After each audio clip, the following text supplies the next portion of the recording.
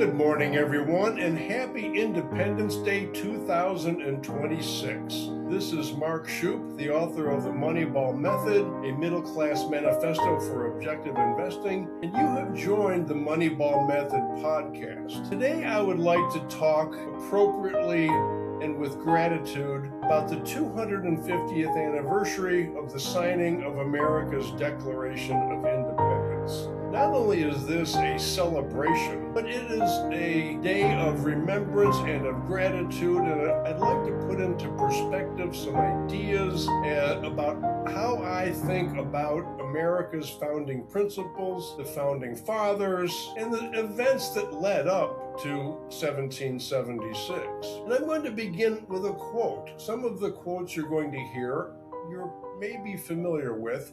This one comes from John Adams, and these were written in a letter to his wife Abigail as he was leaving the Continental Congress in Philadelphia after the signing of the Declaration. He writes, "The second day of July, 1776, will be the most memorable epoch in the history of America. I am apt to believe that it will be celebrated by succeeding generations as the great anniversary festival. I ought to be solemnized with pomp and parade, with games, sports, guns, bells, bonfires, and illuminations, from one end of this continent to the other, from this time forward and forevermore." Clearly, that was prescient. And in fact, people are celebrating America's independence all over the world because Americans come from every part of the world. This country was founded by people from other parts of the world. But before we get into that, let's talk about what America was like in the 18th century. In particular, I'd like to talk about America's wealth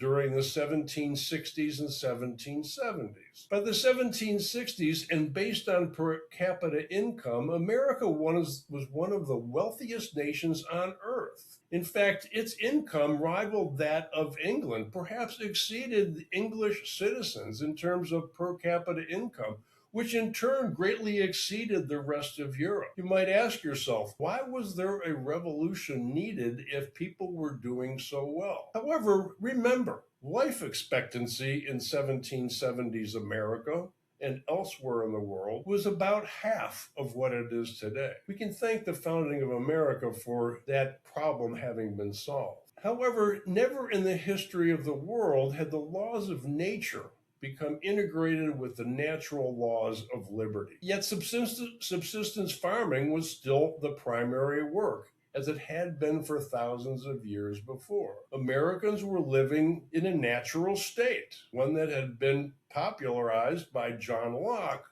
who in turn popularized many of America's founding principles. For the Americans on the East Coast, to the east was a vast ocean, to the west was a vast wilderness, but between their ears was economic freedom and opportunity. These were builders, these were creators, these were capitalists. America had learned and lived independence. But what happened next? What happened in the 1760s and 1770s with all this economic freedom and prosperity that caused Americans to eventually go to kinetic warfare? There was a series of acts passed by the Parliament in Great Britain, enforced by the King of England. The Coercion Act, the Restraining Act, the Prohibitory Act. These were all arbitrary laws that in effect made everyone a subject of British officers, a suspect, I should say, to be a smuggler. At the whim of British officers, you could be searched, your home could be ransacked, your property confiscated, if they felt that you might be in possession of smuggled goods, or be a trader in smuggled goods, or an importer in smuggled goods. Because the Coercion Act, the Prohibitory Act, the Restraining Acts were all about duties and tariffs on goods that every household owned. And with arbitrary law, enforcement became at the whim of the British officers. Victims lived in fear, and in that environment, law enforcement was set up to fail. Now I'd like to turn to the preamble of the Declaration of Independence, something all of you are familiar with, you've heard many times, you'll hear it again today, I hope and suspect. I'm going to go into it in a little bit of detail. We hold these truths to be self-evident. Were they self-evident? They had not been obvious for the centuries and millennia that had preceded John Locke. That men are created equal. That was a radical idea. It was not self-evident until independence had been discovered in the previous century too, thanks to the Renaissance and the Age of Enlightenment. That they are endowed by their Creator. What are they talking about here? Natural law, metaphysics, reality. This is a very philosophical statement. It continues with certain unalienable rights. Individual rights was a radical idea. Nobody had ever fought for those in all of human history, at least not explicitly defined and articulated by America's founders and the philosophers and intellectuals from whom they stood on the shoulders. That among these are life, liberty, and the pursuit of happiness. That is an interesting choice of words. It holds life as the standard of value, not a supernatural deity, not a monarch, not a collective, not the nation, but the individual. Liberty. What does that mean? It's a term we throw about quite a bit. I will define it later in my conversation today. And the pursuit of happiness. That is the ultimate value. As mentioned in my podcast last week, I mentioned the idea that value pursuit is life, and life is value pursuit. Life is the standard of value. The preamble continues, to secure these rights, governments are instituted among men. Again, this is radical. Government is subordinate to individual rights. Never in the history of the world has a government been established on that basis, deriving their just powers from the consent of the governed. We delegate the initiation of force, a monopoly on the use of force, to government to protect those rights. What if government fails to do that? What are the checks and balances to prevent that from happening? We'll discuss that a little bit in a few minutes. But I'd like to make a comparison of the preamble to the Constitution to the preamble of the Serenity Prayer. It begins, God, grant me the serenity to accept the things I cannot change. Is that not a nod of the head to metaphysics, to reality, to the fact that existence exists? Natural law is orderly, it is knowable, and we cannot change it. And the courage to change the things I can. Is that not the delegation of authority to government? And the wisdom to know the difference. Is that not rights, liberty, and the pursuit of happiness? I believe they are. They're very similar. So what did America's founding fathers achieve? What they did was they established reason. Your mind, your consciousness, your capacity for reason and the tools of logic to understand the natural world and convert it to your own well-being and happiness. Reason was the primary attribute that went into America's Declaration of Independence. However, what is the check on the authority of government? That we delegate the power, the monopoly on the use of force to adjudicate disputes. Morality is necessary. The virtues of independence, pride, justice, productiveness, rationality are necessary as a check on government force. What America's founders did was subordinate religion, which is a source of morality, had been for centuries and millennia prior to 1776 as the source of morality. Subordinate that to reason. In fact, I would argue that America's founding principles are Aristotelian. It goes back to classical Greece, the ethics, the scientific method of Aristotle. So government is subordinate to individual rights. Specifically, Benjamin Franklin stressed that when he said,